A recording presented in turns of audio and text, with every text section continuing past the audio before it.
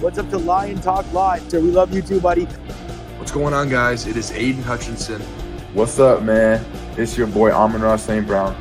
What's going on, Coach Dan at Lions Talk Live and the Duke Crew. This is Ball Hawk, Fatima LaFano of the Detroit Lions. Everybody make sure you help support the YouTube channel Lions Talk Live by clicking that like and subscribe button. Let's get it and go Detroit.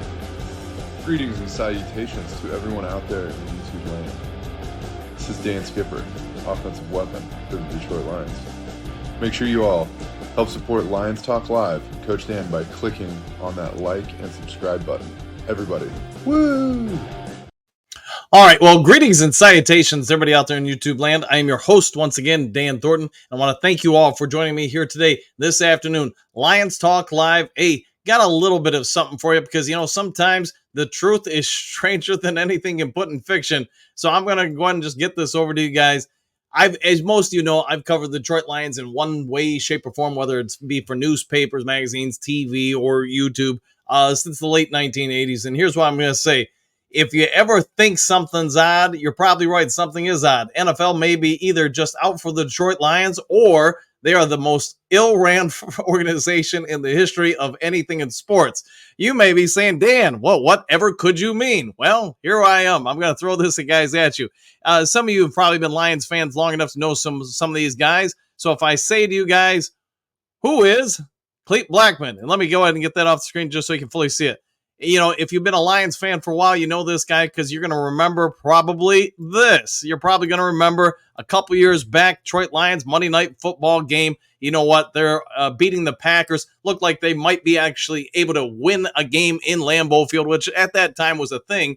And yes, Aaron Rodgers and the boys, we had them on the rope until back-to-back face mask penalties, or two, they weren't back-to-back, but two late fourth quarter face mask penalties are called. In fact, you probably remember the face masks, but at any rate, yeah, there you go. You got them on the screen there. Yes, and I think you can tell that's not a face mask, and I didn't want to go ahead and put both of them up there, but you did get two face mask calls, one of them on a 4th and 22 that, gave the Green Bay Packers a brand new first down late in the game and allowed them to basically come back, kick a late field goal, and win the game. Instead of getting them off the field on 4th down, yes, oddly enough, that you're seeing right there on the left side of the screen was called. It's not a face mask by any way, shape, or form.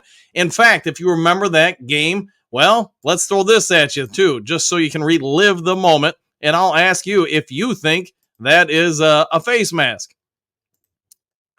So you say Trey Flowers going at him? Yes, hand to his face mask. He tries to break that, and he gets pushed up into the shoulder pads, and they call that a face mask. Now, that may in itself not seem like a big thing. After all, 5 years ago in the NFL is a destiny ago. But guess what? Going back to Lambeau Field, yes, that's right. Clete Blackman Blankman is going to run this game again. He is going to be the lead official.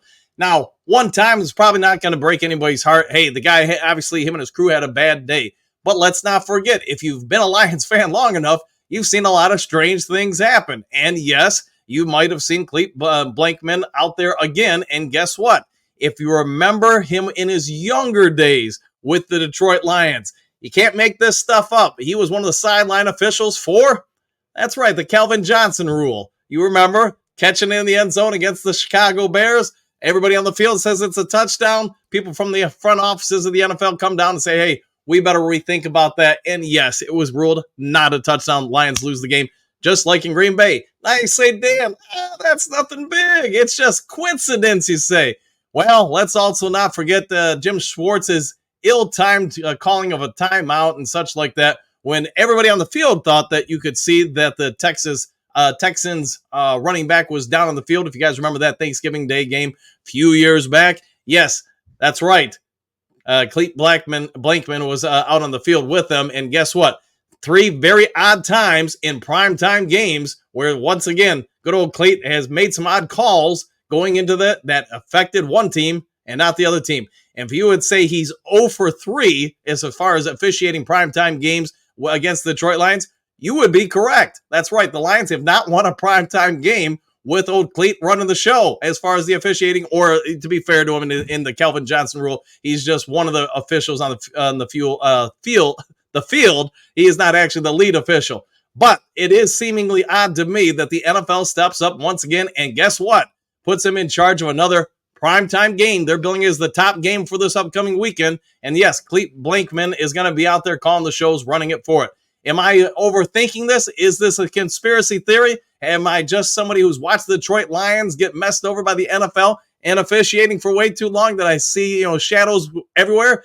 Maybe. I'll let you guys let me know your thoughts. But for me, for the NFL and just trying to be as fair as I can, there's no way I can have him work this game or his crew, given the history that even somebody who's been in print media is aware of. Imagining that something comes down to a controversial call once again in this game, and if it especially goes against the Lions, where are all of us going to immediately go Sunday evening with our brains, or probably Monday morning with national media? They're all going to be saying the same thing. How in the heck did the NFL assign this guy and his crew to this staff, giving the history between him, the Detroit Lions, and odd calls? I might be overthinking this, but you guys can let me know if I am. All I'm going to say is I'm going to be watching this game and going, every time there's some really odd call, I'm going to be thinking probably, here goes the NFL and Roger Goodell once again trying to throw something at him. And maybe it's fair to say Cleet Blankman is responsible. Maybe it's not fair. Whatever it is, the problem is, as a coach, as somebody who's been a general manager, or yes, somebody who's been a reporter, this just opens up a parallel universe worth of odd calls and, everybody, conspiracy theorists, running wild and rampant, whether or not the fix is in or not. All right, if there is some sort of breaking news later today, I'll get it over to you as quick as possible. If not, I hope you all have a great day. Take time to enjoy it with each other. Be a good person and do something kind for somebody you don't know. See you guys all in the next Lions Talk Live. Take care, everybody. Happy trails to you until